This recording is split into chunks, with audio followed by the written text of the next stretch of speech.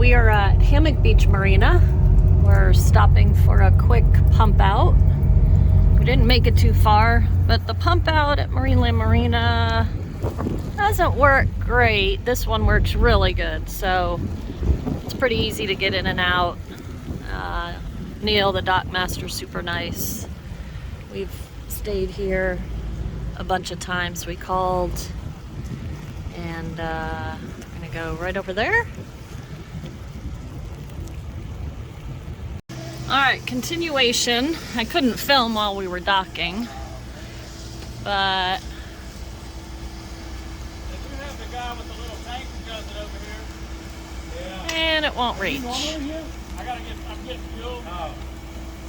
Okay. Yeah. Alright, so we got moved up a little bit. This guy is getting fuel, mobile fuel. Don't think the dock master knew because he's right in front of the pump out and he told us to come in. So anyway, he moved up a little after he finished the one tank, which was nice. So now we can reach our pump out there. Pump out is working.